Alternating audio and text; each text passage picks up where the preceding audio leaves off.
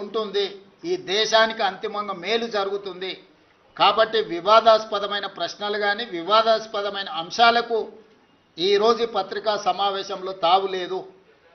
అందుకే పాత్రికేయ మిత్రులకు కూడా నా విజ్ఞప్తి, మీ ఆలోచనలు ఏవైనా ఉన్నా మీ భిన్నాభిప్రాయాలను కూడా పక్కన పెట్టి మీరందరూ కూడా కలిసికట్టుగా జస్టిస్ సుదర్శన్ రెడ్డి గారికి మద్దతు ఇవ్వాల్సిందిగా మీ అందరికి కూడా విజ్ఞప్తి చేస్తున్నా.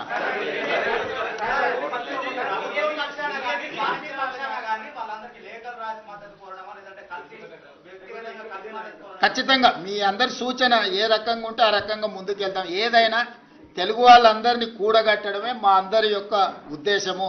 మీరిచ్చే సూచనలు తీసుకొని ఇంకా మంచి కార్యాచరణ మీరు ఏదైనా ఇప్పుడు ఫస్ట్ रिएक्शन ఇది, क्योंकि आज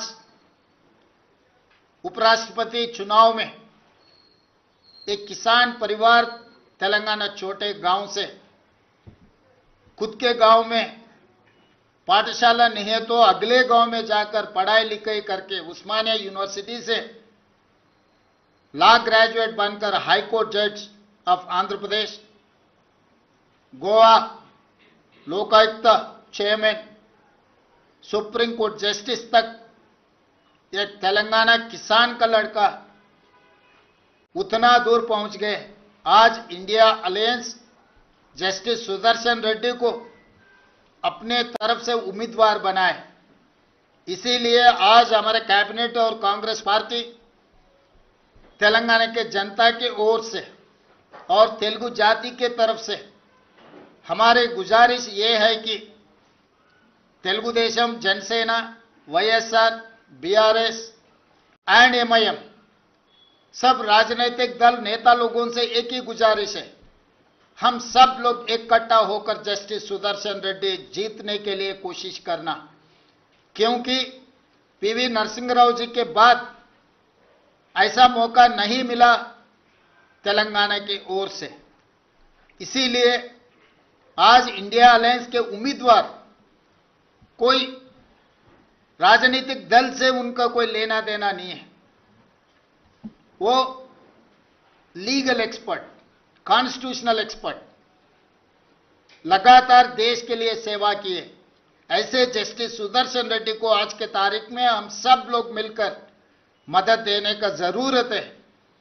जिस दिन पीवी नरसिंह राव जी इस देश की प्रधानमंत्री बने उस दिन तेलुगुदेशम पार्टी अध्यक्ष एनटी रामाराव जी ने नंद्याल बाई इलेक्शन चुनाव में किसी उम्मीदवार को खड़ा नहीं किए, क्योंकि एक तेलुगु प्राइड पीवी नरसिंह राव इस देश के प्रधानमंत्री बने तो हमारे सबका विकास, हमारा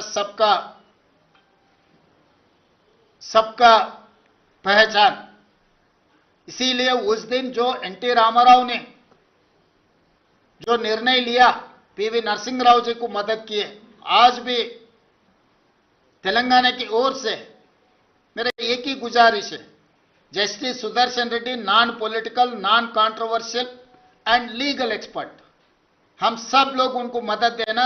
आने वाले चुनाव में उनको जिताने के लिए मैं गुजारिश कर रहा हूं.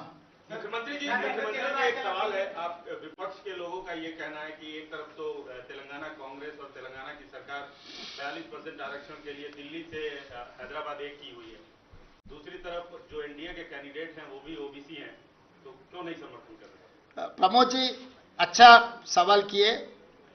जब कांग्रेस पार्टी तेलंगाना में जाति गणना किए, जाति गणना के independent expert committee chairman is justice Sudarshan Reddy, उनके सुझाव से हम लोग 42% रिजर्वेशन कैबिनेट में पास किए और असेंबली में भी चर्चा किए, पास किए.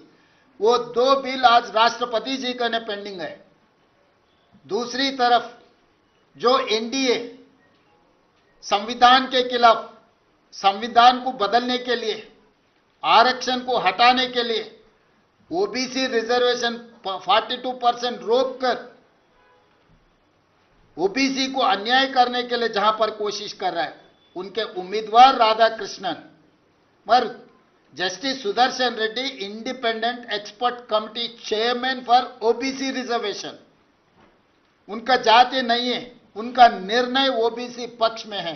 इसीलिए आप सब लोगों से, जितने लोग ओबीसी के पक्ष में खड़ा कर रहना चाहता है, सुदर्शन रेड्डी के साथ जोड़ना है, क्योंकि Sudarshan Reddy ji independent experts committee chairman, he has done lot of efforts for OBC reservation to increase up to 42%.